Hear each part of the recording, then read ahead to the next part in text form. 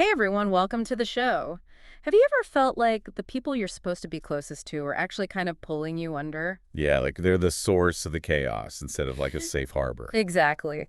And today we're going to dive into a story that really gets into that whole messy, beautiful struggle of finding your place in the world. And how about this for setting the scene? It's a coming-of-age story with a big dose of family drama, all set in a small town in Indiana during the summer of 1976. 1976. If you're into stories that dig deep into life and relationships, hit that like button and subscribe so you don't miss any of our future deep dives. Absolutely. Okay, so the book we're unpacking today is End of August by Helen Worden, and you can find a link to it on Amazon in the description below. Great book. It is, and it's not just some light summer read. Okay, this is a nuanced look at a 15-year-old girl named Aurora who's trying to navigate a summer that's full of surprises and upheaval thanks to her mother's unpredictable choices, the secrets her grandmother is holding on to, and these unexpected connections that pop up in the most interesting places. Yeah, and we're going to get into what this pivotal summer reveals about some pretty big themes.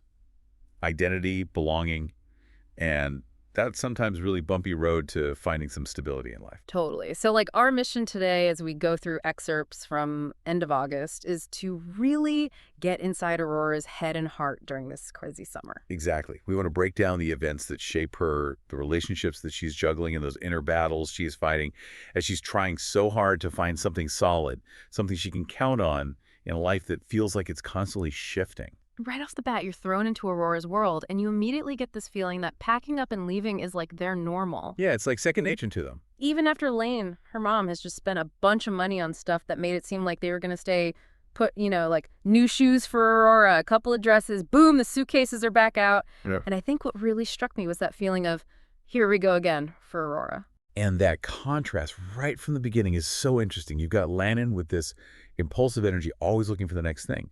While Aurora, after finally experiencing a whole year at the same school, is bummed to be leaving. It wasn't just about switching schools again. She was actually doing well, academically. Right. And the fact that Lan makes up this whole story about a family death as an excuse to pull her out of school, which kind of accidentally reveals that Aurora's getting good grades, speaks volumes. Yeah. It shows how much Aurora wants to finish where she starts, which is so different from Lannon's usual way of doing things. It really makes you think about what constantly moving does to a kid. Oh, absolutely.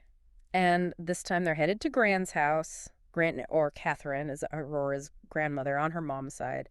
They show up right after Grandpa Jay has passed away, and you can just feel this awkwardness hanging in the air. Lane doesn't even really offer any condolences, which really shows you how strained their relationship is. Yeah, that initial tension really sets the stage for everything that comes after. We find out that Lainey became a mom when she was super young, a teenager actually, and her relationship with Aurora's dad, Gene, was rocky to say the least. And then there's Gran, who had her own struggles with alcohol, and it was Grandpa Jay who helped her get sober. Wow. So you've got this tangled web of past hurts and unresolved issues that are definitely shaping how these three women interact, especially now that they've been brought together by loss. What do you think about that initial atmosphere? Does it feel like a place where Aurora is going to find support? Honestly, on the surface, it totally doesn't. But even with all that tension, you start to see these really fascinating relationships develop. Let's take Aurora and Lane, for example. Their bond is definitely not your typical mother-daughter thing. Oh, for sure. Lane offering Aurora a cigarette. I mean, come on, that's not exactly something you see every day. It points to this almost friend-like quality in their relationship, like the usual boundaries are blurred. And what's interesting about that whole friend dynamic is how it kind of hides this major imbalance. Even though Lane sometimes treats Aurora like a confidant, she's still the one calling all the shots, making these big impulsive decisions. She's always searching for something outside of herself to make her feel complete. Whether it's these short-lived romantic flings, like Phil the cop, then Tim the mailman, or even just the act of moving itself.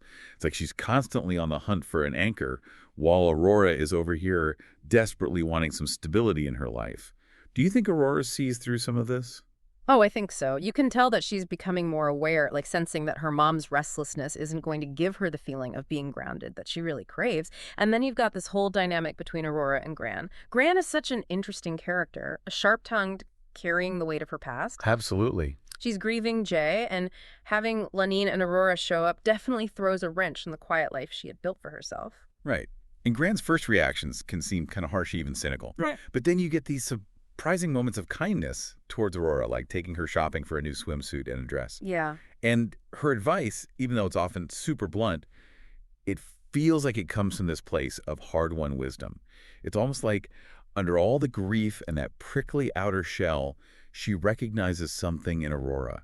Maybe it's resilience that reminds her of herself when she was younger, or even a path she could have taken but didn't. Yeah, that comment from the neighbor about Gran's strength even while she's grieving really makes you see her as someone who's been through a lot and come out the other side.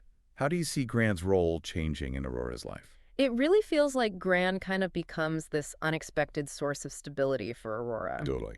And speaking of unexpected connections, Aurora meets a girl named Charlotte at Jay's funeral, and they become friends. Charlotte seems like the total opposite of everything Aurora's used to.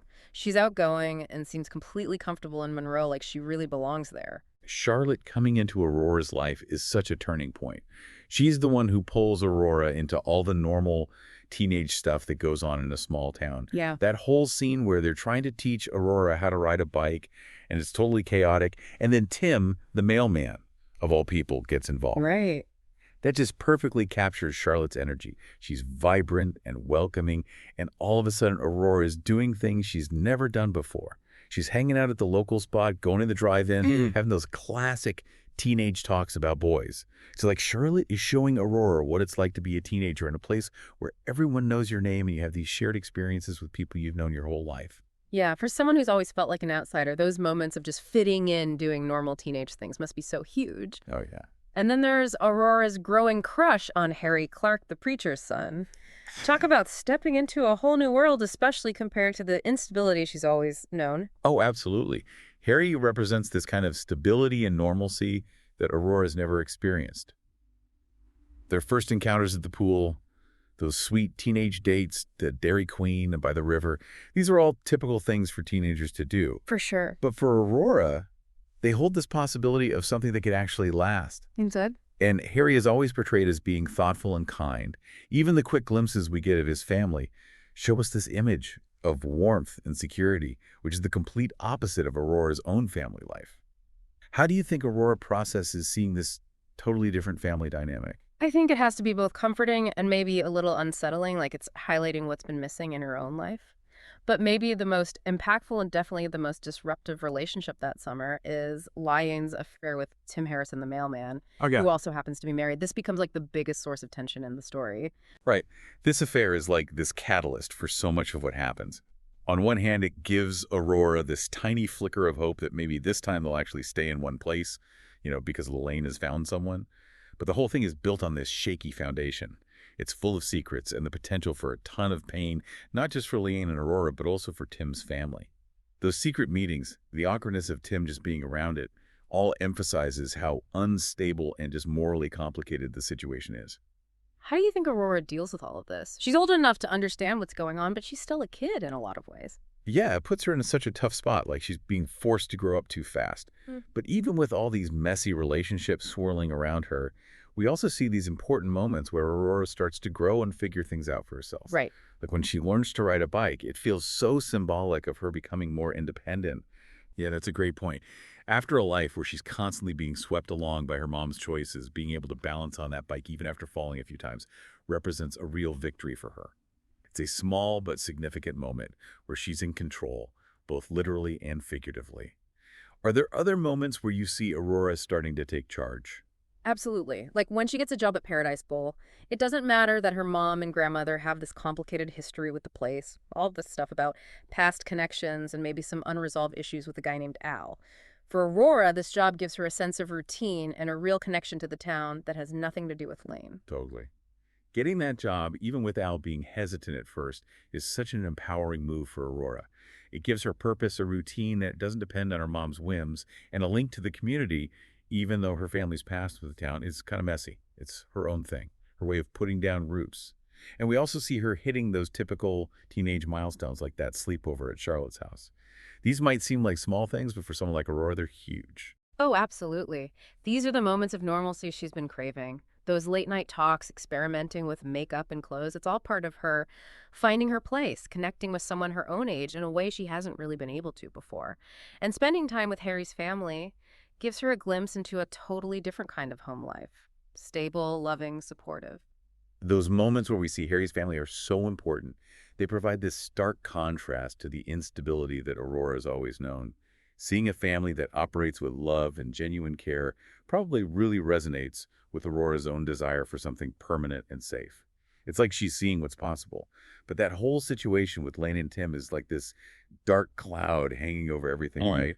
And it leads to that crazy moment when Tim's daughters throw a brick through their window. Oh man, that scene is so intense. It's like this violent interruption that completely shatters any illusion of peace and forces them to deal with the very real consequences of Lane's actions. There's no pretending everything is fine after that. Right. That incident is like a slap in the face. It rips away any facade of stability that Lanaine might have been trying to build and forces both of them to face the music. And the aftermath is so raw. Lanaine having a breakdown, Tim taking off. It's in all that chaos that we see a real shift in Aurora. She realizes she doesn't want to keep living this life where she's always on the move at the mercy of her mom's choices. Yeah, it's like a light bulb goes off for her. She's finally done with being uprooted, with living on the edges of things, and that's what leads to her big decision to stay in Monroe with Gran. It's a powerful moment where she takes control and chooses a different future for herself, even though it's scary because she doesn't know what's going to happen. It is. Aurora choosing to stay is like this declaration of independence. It shows how committed she is to building a life for herself in a place where she feels connected to someone who, despite all her quirks, offers her a kind of stability. That conversation she has with Lelaine and the unspoken understanding between her and Gran in that moment, it emphasizes how huge and emotional this choice is. It's her saying, this is where I want to be. And the epilogue gives us this short but hopeful peek into what happens right after Lane leaves. Phil helping to fix that broken window feels like a small act of kindness from the community. And Harry sticking around shows that Aurora has support. The epilogue definitely wraps things up and hints at new beginnings. Even with the remnants of all the drama, that broken window serving as a reminder, there are these clear signs of healing and the possibility of a more stable future for Aurora. Her excitement about turning 16 soon and the idea of building a new life in Monroe, working at Paradise Bowl and learning to drive it all, points back to this idea that home isn't just a place, it's a choice. So as we finish up this deep dive into End of August, we're left with some really powerful takeaways. Aurora's journey shows how strong the human spirit can be. It Yes. highlights how complicated mother-daughter relationships can be, that universal longing to belong somewhere, and the incredible courage it takes to forge your own path, even if it means walking away from everything you've ever known. And what's so captivating about Aurora's story is how she handles these crazy, difficult situations and ends up creating her own space in the world. It reminds us that even when everything feels chaotic, that need for connection and stability can be a driving force in our lives, especially when we're teenagers and trying to figure things out. So on that note, here's something to think about.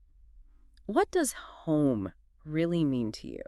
And what kind of bravery does it take to define it for yourself, even if it means choosing a path that looks different from what you expected? That's a question that stays with you long after you finish the book. Thanks so much for joining us for this deep dive. We hope you connected with some parts of Aurora's story.